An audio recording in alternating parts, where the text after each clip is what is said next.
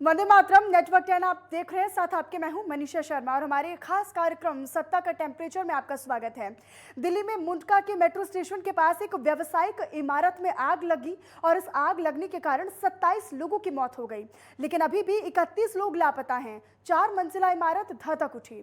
दिल्ली में इस तरह की ये कोई पहली घटना नहीं है। हर बार आग की लपटें कई जिंदगियां ले चलते हैं और हम विवश होकर रह जाते हैं, मजबूर होकर रह जाते हैं। यहाँ अभी दोनों मालिकों को गंभीर लापरवाही पर गिरफ्तार किया गया है और इस पूरी घटना के बहाने ये जानना बेहद महत्वपूर्ण और ज़रूरी हो चुका है कि आखिरकार दिल्ली की इस तरह की इमारतें कितनी सुरक्षित हैं।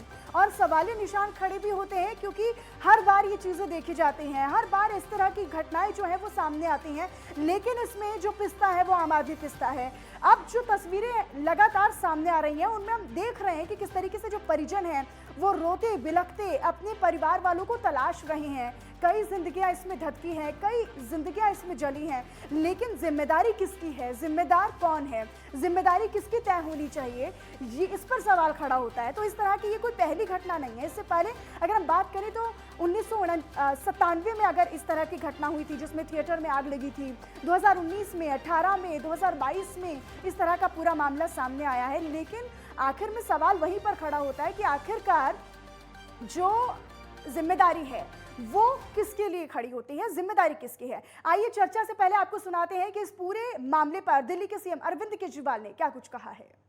लोगों की मदद के लिए और एफएसएल के जरिए डीएनए की जांच करके आइडेंटिफाई कर पाएंगे कि किसकी बॉडी किस फैमिली की है। मैं भगवान से प्रार्थना करता हूँ कि जो लोगों की डेथ हुई है उनकी आत्मा को शांति दे, उनके घर के लोगों को ये बर्दाश्त करने की शक्ति दे। दिल्ली सरकार की तरफ से हम मैजिस्ट्रियल इंक्वायरी मैंने ऑर्डर कर दी है। अभी डीएम यहीं पे मौजूद थी और मैजिस्ट्रियल इंक्वायरी की जाएगी और जो लोगों की डेथ हो गई है उन्हें दिल्ली सरकार की तरफ से 10-10 लाख रुपए का मुआवजा दिया जाएगा और जो लोग घायल हुए हैं उनको 50-50 हज़ार रुपये का मुआवजा दिया जाएगा। तो दिल्ली की 4 मंजिला इमारत देखते ही देखते जल गई और यहाँ पर न केवल इमारत को नुकसान हुआ बल्कि महत्वपूर्ण ये कि यहाँ पर कई जिंदगियाँ भी जलकर राख हुई हैं। लगातार परिजन यहाँ पर अपने जो परिवार वाले हैं उनकी छानबीन के लिए, उनकी तलाशी के लिए यहाँ पर पहुँचे हैं। खिड़कियों से कई महिलाओं ने कूदकर अपनी जान बचाई। तो दिल्ली की 4 मंजिला इमारत में आग तो लगी है और इमारत में आने जाने का एक ही दरवाज़ा है, जिम्मेदारी बनती है, लेकिन सवाल ये कि जिम्मेदारी आखिर किसकी है।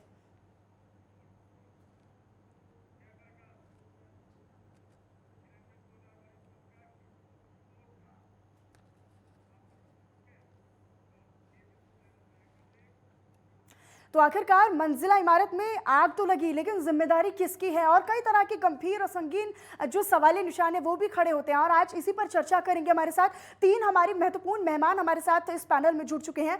एक एक कर आपका तारीफ उनसे करवा देती हूँ। जयप्रकाश जी पूर्व मेयर हैं बीजेपी के, वो हमारे साथ इस चर्चा में शामिल होने के लिए जुड़ चुके हैं।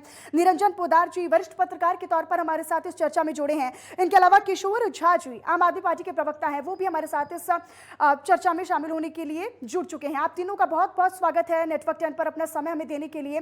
लेकिन सबसे पहले आम आदमी पार्टी की तरफ रुख करना चाहूंगी। किशोर झा जी, मुआवजे का ऐलान हो गया है और ये पहला मामला नहीं है जब इस तरह की घटना सामने आई है, लेकिन सवाल यही खड़े होते हैं कि आखिरकार ये जो घटनाएं हैं वो आगे आने वाले दिनों में कब तक इंसानों को देखनी पड़ेंगी, क्योंकि 27 जिंदगियां जो है वो अब तक जलकर खाक हुई हैं। अभी तक आंकड़ा भी स्पष्ट नहीं हुआ है। मुआवजे का ऐलान तो कर दिया है, लेकिन रोकथाम के लिए क्या किया गया?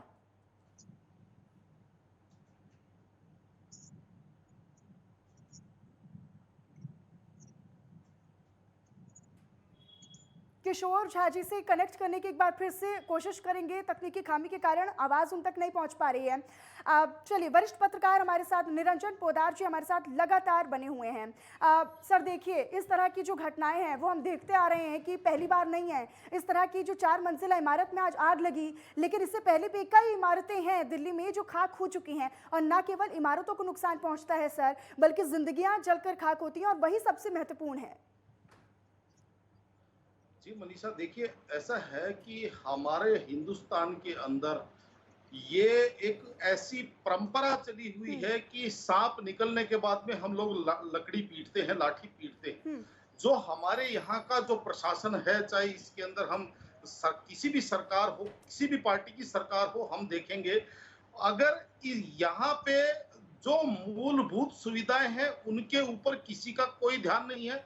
मैं आज आपको बताना चाहता हूं मनीषा, जब भी कोई घटना घटती है तो सारे के सारे विधवा विलाप करने के लिए तैयार हो जाते हैं और ये ऐसा दिखाने की कोशिश करते हैं कि भाई जैसे हम इसके लिए बहुत ज्यादा दुखी और द्रवित हैं, लेकिन वहां से जैसे ही वापस लौटते हैं अपने कार्यालय में उन सब चीजों को भूल जाते हैं। मनीषा, आज आपको मैं बताऊं, हमारे हिंदुस्तान के अंदर, खासकर दिल्ली का कहूंगा, इतना सिस्टम इतना जड़वत हो गया है कि आज आज आप देखिए, जो दिल्ली का जो सबसे बड़ा व्यापारिक हब है, मैं आपको बताना चाहता हूं, दिल्ली 6 जो जिसको वॉल सिटी कहते हैं, वहां पे आज दुनिया का सबसे बड़ा बाजार है। वहां पे चाहे किसी भी कमोडिटी का आप ले लीजिए, पूरा का पूरा दिल्ली 6 के अंदर बाजार है और सारा का सारा बाजार अपने आप बसा हुआ है। उसके अंदर सरकार की तरफ से ना कोई सुविधाएं हैं, ना कोई किसी भी संस्थाओं की तरफ से, या किसी भी वहां की जो भी चीजें हैं सारी की सारी ऐसे अव्यवस्थित है।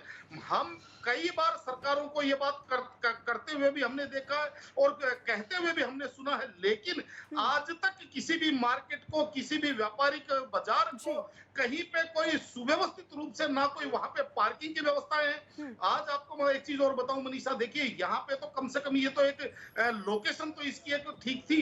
अगर दिल्ली के अंदर कहीं आग लगती है, पुरानी दिल्ली की बात कर रहा हूँ, चाहे सदर बाजार हो, चाहे चांदनी चौक हो, चाहे भागीरथ पैलेस हो, चाहे चावड़ी बाजार हो, चाहे कश्मीरी गेट हो, मोरी गेट हो, ये ऐसे बाजार है यहाँ पे तो दमकल की गाड़ियां तक पहुंचने की व्यवस्था नहीं हो पाती। ऐसी ऐसी संकरी गलियों के अंदर लोगों ने अपने व्यापारिक प्रतिष्ठान बनाए हुए। तो क्या ये सरकारों की जिम्मेदारी नहीं है? और उसके बाद में जब घटना घट जाती है, हम इसके ऊपर चर्चा भी करते हैं, मीडिया भी इसके ऊपर चर्चा करता है, अखबार भी इसके ऊपर लिखता है, और जितने भी तमाम राजनीतिक लोग आते हैं वो भी इसके ऊपर बड़ा दुख और संवेदनाएं व्यक्त करते हैं। लेकिन ढाक के 3 पात फिर अगली घटना होने का इंतजार करने के लिए लोगों को छोड़ दिया जाता है। तो मनीषा, इसके अंदर अगर आप ये पूछे कि इसके पीछे जिम्मेदार कौन है, तो मैं आपको निश्चित रूप से एक ही चीज कहूंगा कि इसके पीछे जिम्मेदार हमारा सिस्टम है, इसके पीछे जिम्मेदार हमारी जो यहाँ की सिविक संस्थाएं हैं, हमारी सरकार है। निरंजन जी, आप ही के सवाल का जवाब भी लेंगे। एक बार फिर से आम आदमी पार्टी के प्रवक्ता किशोर झा जी हमारे साथ कनेक्ट हो चुके हैं।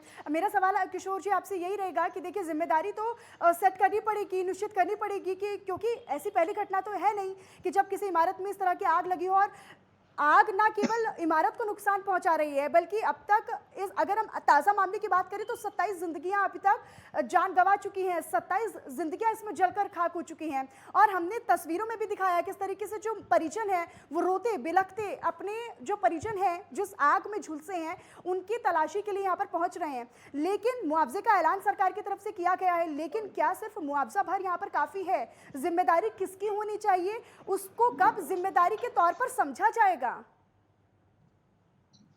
देखिए, ये दुर्घटना बहुत ही दुखद है और मुझे लगता है कि हमारी और पूरी दिल्ली की संवेदनाएं पीड़ित परिवारों के साथ हैं। मुख्यमंत्री जी ने सुबह जो है मौके पे गए, उन्होंने किया है, उन्होंने मजिस्ट्रेटियल इंक्वायरी भी ऑर्डर की है जिससे कि दोषियों को चिन्हित किया जा सके, और उन्होंने बहुत साफ कहा है कि किसी भी प्रकार के किसी भी दोषी को नहीं बख्शा जाएगा। साथ ही पीड़ित परिवारों के जख्मों पे मरहम स्वरूप कुछ मुआवजे का भी ऐलान किया गया है, जो वक्त की आवश्यकता है, क्योंकि बहुत ही गरीब मजदूर परिवार के लोग जो हैं इस घटना में उनके साथ गलत हुआ। तो मेरा ये मानना है कि ये वक्त ऐसा है कि पूरी संवेदनशीलता के साथ जो है घटना के जो भी दोषी हैं उनको चिन्हित करके सजा दिलाई जाए। अभी बिल्डिंग का मालिक फरार बताया जा रहा है, अभी फैक्ट्री के मालिक को गिरफ्तार किया है पुलिस ने, पूछताछ जारी है और मुझे लगता है कि बहुत ही जल्दी जो है असली दोषियों तक पहुंचा जाएगा और जो भी इस घटना के वाजिब कारण है उनको चिन्हित करके आगे भविष्य के लिए सुधार किया जाएगा। यही सबसे महत्वपूर्ण रहेगा ना किशोर जी, क्योंकि देखिए सरकारें आती जाती हैं लेकिन इस तरह की जो इमारतें हैं वो आज से नहीं। ये इमारत की अगर मैं बात करूं तो ये 4 मंजिला इमारत 15 साल से चली आ रही है और इस पर अभी तक अगर यहाँ पर लापरवाही हुई है तो सवाल ये कि लापरवाही हुई है लेकिन क्यों हुई है, यहाँ तक नौबत क्यों आई है, ये सबसे महत्वपूर्ण है। जयप्रकाश जी, देखिए एमसीडी अब इस पूरे मामले की जांच पड़ताल करेगी, पर्दे खोलने की कोशिश करेगी, लेकिन सवाल ये कि ना केवल एक इमारत है ये, बल्कि अगर हम इस एरिया की तरफ नजर डालें तो रेजिडेंशियल एरिया की तरफ यहाँ पर मंजूरी दी गई थी, लेकिन यहाँ पर कैसे हो पाया और कितना नजरअंदाज इसको क्यों किया गया कि यहाँ पर एक फैक्ट्री चलाई जा रही थी, कई सारी कंपनियों के यहाँ पर पार्ट्स बन रहे थे और ना केवल इस इमारत की बात बल्कि अगर हम देखें तो कतार से कई सारी ऐसी फैक्ट्रीज यहाँ पर संचालित हो रही हैं, लेकिन मंजूरी केवल यहाँ पर रेजिडेंशियल एरिया की है। ऐसी अगर लापरवाही हुई तो क्यों हुई?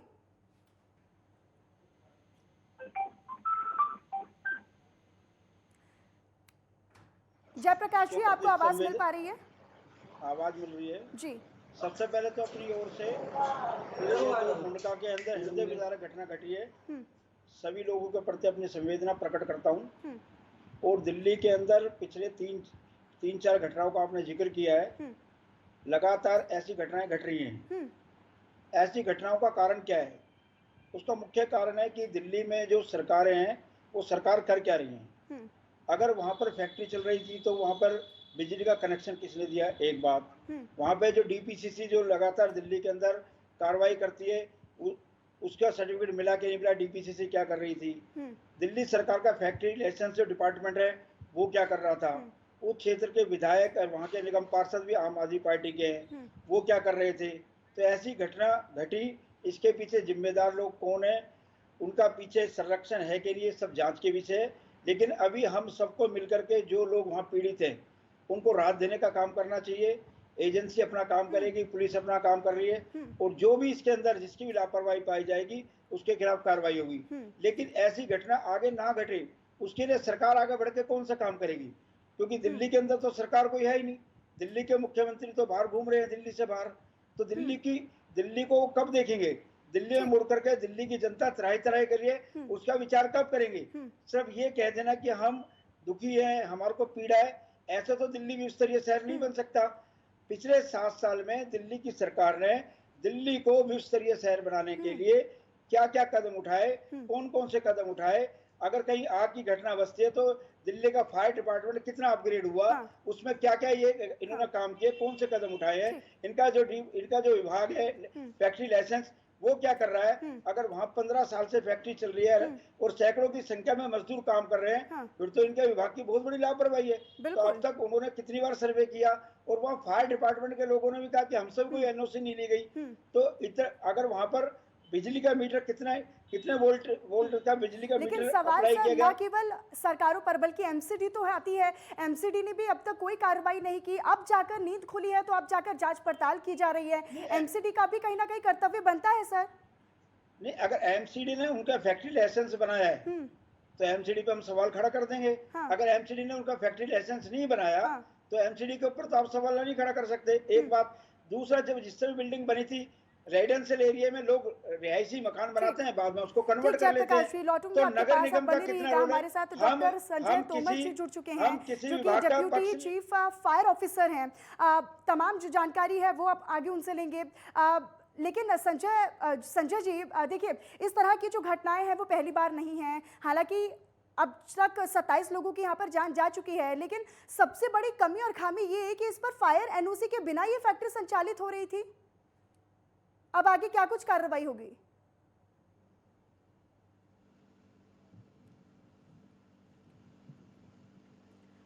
संजय जी, क्या आवाज मिल पा रही है आपको?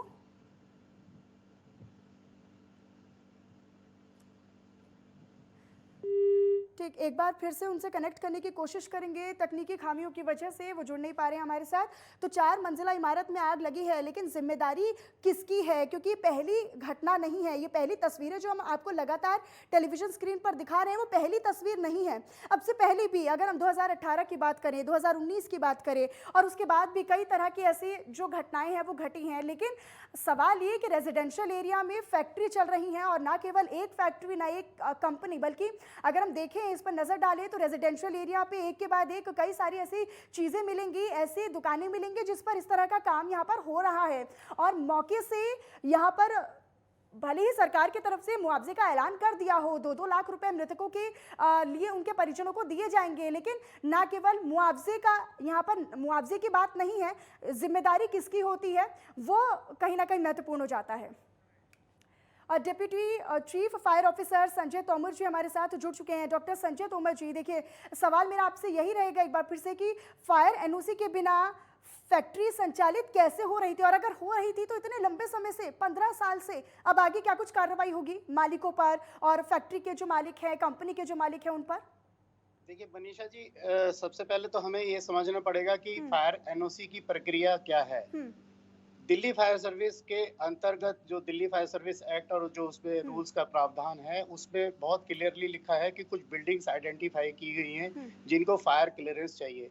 हर बिल्डिंग को और हर ऑक्यूपेंसी को फायर सर्टिफिकेट नहीं चाहिए होता, और उसमें सबसे इम्पोर्टेंट है कि उसके जो बिल्डिंग प्लान्स है वो मेरे पास में, जो उसका बिल्डिंग रेगुलेटरिंग अथॉरिटी है वो मेरे पास प्लान फॉरवर्ड करती है, तब मैं उसमें फायर सेफ्टी की डायरेक्शंस देता हूँ और उन जो मापदंड है फायर सेफ्टी के as per national building code उसको हम जाके चेक करते हैं, तब उस बिल्डिंग के अंदर हम फायर सेफ्टी सर्टिफिकेट इशू करते हैं। अब इशू जो भी इलीगल बिल्डिंग बन रही है उसके लिए बिल्डिंग अथॉरिटीज आर रिस्पॉन्सिबल, क्योंकि इलीगल बिल्डिंग या इलीगल कंस्ट्रक्शन को और एनक्रोचमेंट को हटाना ये फायर डिपार्टमेंट का काम नहीं है। फायर डिपार्टमेंट सिर्फ उन्हीं बिल्डिंग्स को एनओसी देता है जिसके बिल्डिंग प्लान्स हमारे पास भेजे जाते हैं, और ये एक्ट का प्रावधान है। दिल्ली फायर सर्विस एक्ट के अंतर्गत जो रूल बने हैं 2010 के, उसमें प्रावधान है कि हम सीओ मोटो एक्शन नहीं लेते। दिल्ली में जितनी भी बिल्डिंग है, अगर वो प्रॉपरली बिल्डिंग ओनर उनके प्लान कोई बिल्डिंग बनती है तो एमसीडी या बिल्डिंग अथॉरिटी जो भी है, चाहे वो नॉर्थ एमसीडी है या ईस्ट है या साउथ एमसीडी है या और भी कोई एजेंसी है जो बिल्डिंग रेगुलेट करती है, वो हमारे पास बिल्डिंग प्लान्स भेजते हैं।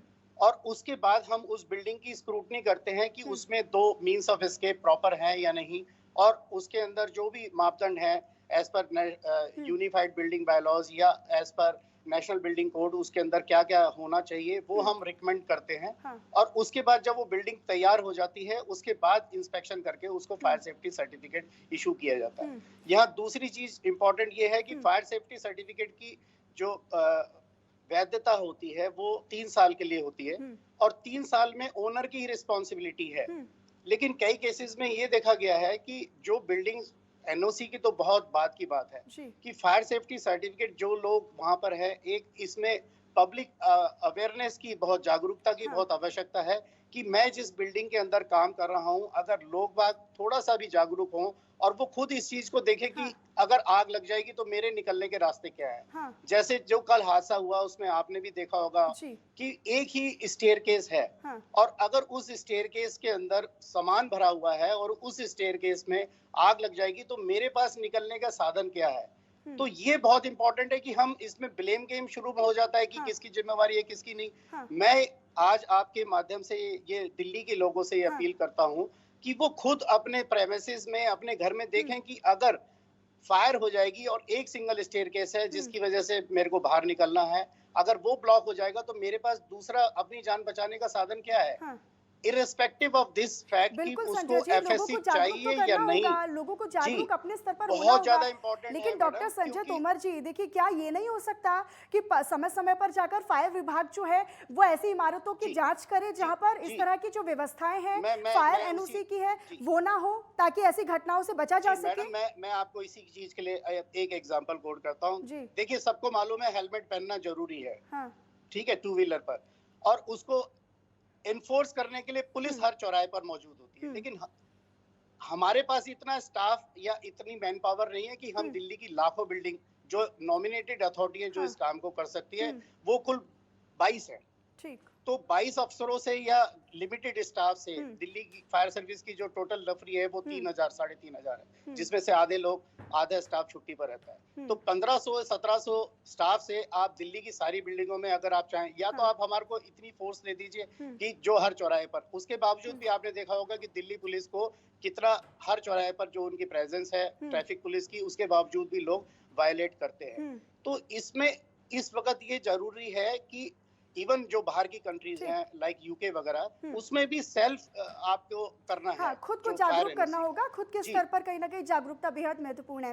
लेकिन जी। किशोर झा जी, ठीक है, मुआवजे का ऐलान हो गया है और यहाँ पर सीएम अरविंद केजरीवाल की तरफ से कहा भी गया है कि दोषियों को बख्शा नहीं जाएगा, लेकिन अब आगे कार्रवाई क्या होगी और ऐसी जो घटनाएं हैं वो सामने और ना आए, आने वाले दिनों में इस तरह की घटनाएं हैं उनको कंट्रोल किया जाए, उसके लिए अब सरकार क्या कुछ कदम उठाएगी?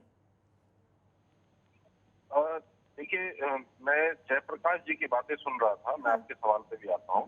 जयप्रकाश जी ने एक दो तथ्य गलत कहे हैं। मैं क्योंकि स्थानीय वहीं का नागरिक हूँ तो मुझे पता है ये बिल्डिंग जो है वो लाल डोरा एरिया में आती है। लाल डोरा जो है पूरे तरीके से एमसीडी के कंट्रोल में होता है और वो रिहायशी बिल्डिंग है, ये कमर्शियल बिल्डिंग है। ये बिल्डिंग तकरीबन 8 साल पहले बनी और 8 साल पहले जब ये बिल्डिंग बनी थी तो तकरीबन 4 साल पहले इस बिल्डिंग को सील किया था एनजीटी ने। ये मैं आपको बता रहा हूँ आपकी सूचना के लिए कि एनजीटी इस बिल्डिंग को सील कर चुकी थी। एमसीडी ने गलत तरीके से इस बिल्डिंग को बनाने की परमिशन दी उनके बिल्डिंग डिपार्टमेंट ने। ये घटना बहुत दुखद है और इस घटना पर राजनीति बिल्कुल नहीं होनी चाहिए। लेकिन अगर जयप्रकाश जी तथ्यों को गलत तरीके से पेश करेंगे तो मुझे लगता है कि मुझे काउंटर करना ही पड़ेगा। ये 8 साल पहले उनके पार्षद मास्टर आजाद सिंह होते थे क्षेत्र के, उनके द्वारा जो है बिल्डिंग अधिकृत की गई, बनवाई गई और बनवाने के बाद जो है इस बिल्डिंग को जब हमारे वहाँ के स्थानीय पार्षद ने, विधायक ने 2018 में सील करवाया एनजीटी को कंप्लेन करके, और दोबारा से उसकी सील कैसे खुली, एनजीटी जो केंद्रीय सरकार की एजेंसी है उसने किसके कहने पे सील खोला, ये सभी चीजें जांच का विषय है। आपके सवालों का जवाब भी मैं लूंगी जयप्रकाश जी से, लेकिन देखिए जिम्मेदारी आप सरकार में है और बड़े ही विश्वास के साथ जनता आपको जनप्रतिनिधि के तौर पर चुनकर लाती है। ऐसे में जिम्मेदारी सरकार की भी बनती है क्योंकि ये कोई ताजा मामला तो है नहीं, अब से 15 साल पहले से ये बिल्डिंग चली आ रही है, लेकिन सरकार पर भी तो सवाल खड़े होंगे कि आखिरकार सरकार ने अभी तक एक्शन क्यों नहीं लिया सर?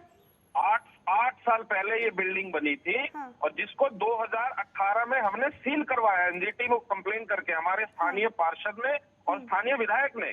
अब जांच का विषय ये है कि वो अवैध बिल्डिंग जो सील कर दी थी एनजीटी ने, वो किसके कहने पे, किसके इन्फ्लुएंस से खुली। जो केंद्र सरकार की एजेंसी है, जाहिर सी बात है कि केंद्र सरकार का कोई सांसद, मंत्री, कोई ना कोई या कोई भाजपा का वरिष्ठ नेता किसी ने इंटरवीन किया होगा तब जाके एनजीटी की सील।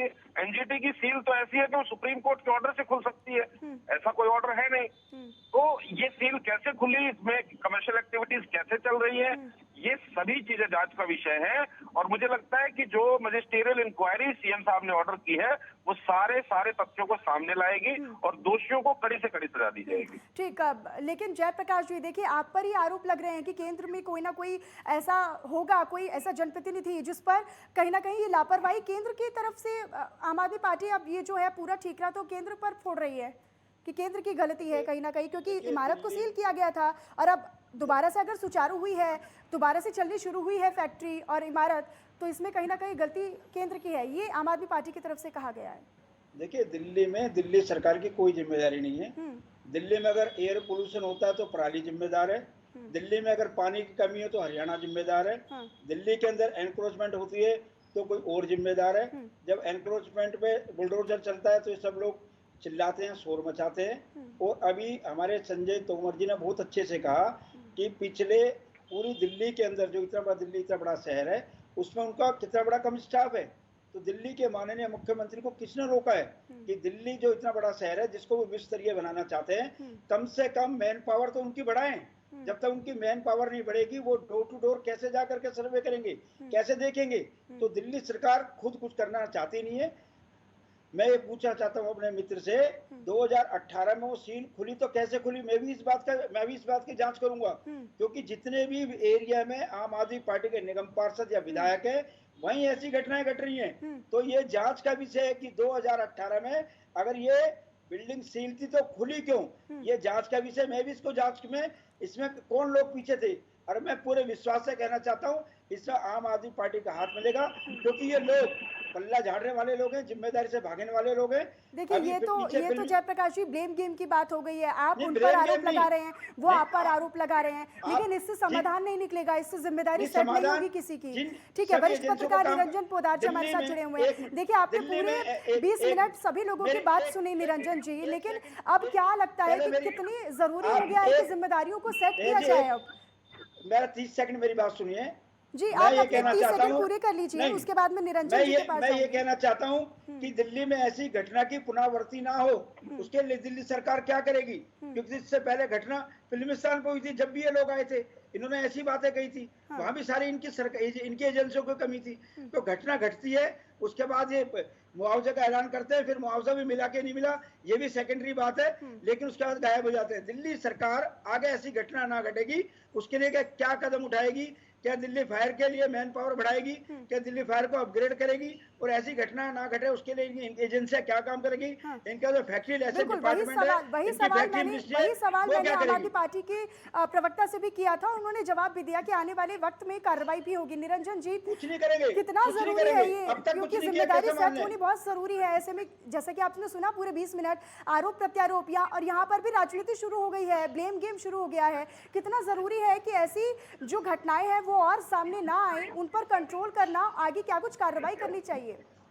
देखिए मनीषा, जो मैं आपको कह रहा था कि इन घटनाओं का जिम्मेदार और इन हत्याओं का जिम्मेदार केवल और केवल सिस्टम है। जैसी अभी हमने हमारे राजनीतिक साथियों को देखा सुना, आपने इस चीज से आप इस चीज को अंदाजा लगाने के लिए आपके लिए काफी है कि वो गेंद उनके पाले में डाल रहे हैं, वो गेंद उनके पाले में डाल रहे हैं। अब मैं आम आदमी पार्टी के जो भी प्रवक्ता थे दिल्ली सरकार के, मैं उनसे भी एक चीज कहना चाहता हूं कि एक बिल्डिंग जिसके अंदर फैक्ट्री चल रही है उसके अंदर सेल टैक्स जो जीएसटी का जो रजिस्ट्रेशन नंबर है वो कौन देता है? वो दिल्ली गवर्नमेंट देती है। क्या उसको दिखाई नहीं दे रहा था कि वहां पे अगर जीएसटी नंबर लिया गया है तो इलीगल लिया गया है?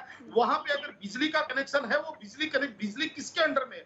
दिल्ली सरकार के अंडर में। अगर वहां पे बिजली का कमर्शियल लाइसेंस चल रहा है, बिल्डिंग रेजिडेंशियल लाइसेंस, वहां पे कनेक्शन चल रहा है बिजली का कमर्शियल, वहां पे पानी का कनेक्शन चल रहा है कमर्शियल और बिल्डिंग रेजिडेंशियल। तो कहने का तात्पर्य ये है मनीषा जी कि ये जो सिस्टम है, इस सिस्टम के मकड़ जाल में फंस करके ये जनता ऐसे ही पिस रही है और उसके बाद में केवल और केवल अपनी बॉल को दूसरे के पाले में खिसका दो और कोई एक जिसको कहते हैं कि और यही कहीं ना कहीं यही सवाल है कि जिम्मेदारी है। क्यों किसी की सेट नहीं होती है, क्यों सरकारें एक दूसरे पर ये पूरा ठीकरा फोड़ती है? क्योंकि ये पहला मामला है नहीं, रेजिडेंशियल एरिया है वो, लेकिन उस पर कमर्शियल जो कार्य हो रहा है जहां पर, और ऐसी एक इमारत नहीं है सर, ऐसी कतार से अगर हम देखेंगे तो पूरा रेजिडेंशियल एरिया है। बिल्डिंग जहां पर ऐसी घटना हुई है उसके पीछे भी रिहायशी इलाका है, वहां पर लोग रह रहे हैं जिन्होंने अपनी आंखों से वो पूरा मंजर देखा होगा। लेकिन सवाल ये कि आखिरकार किसके कहने पर ये चीजें सुचारू रहती हैं और कहीं ना कहीं जिम्मेदारी क्यों नहीं होती है, कार्रवाई आगे क्यों नहीं होती है? तो कहीं ना कहीं सवालिया निशान खड़े होते हैं। और चलिए फिलहाल इसी के साथ आप सभी का बहुत शुक्रिया हमारे साथ जुड़ने के लिए, अपना समय नेटवर्क 10 को देने के लिए। और चलिए फिलहाल इसी के साथ मेरे साथ चर्चा में इतना ही। बाकी खबरों के लिए आप बने रहिएगा नेटवर्क 10 के साथ। जय हिंद।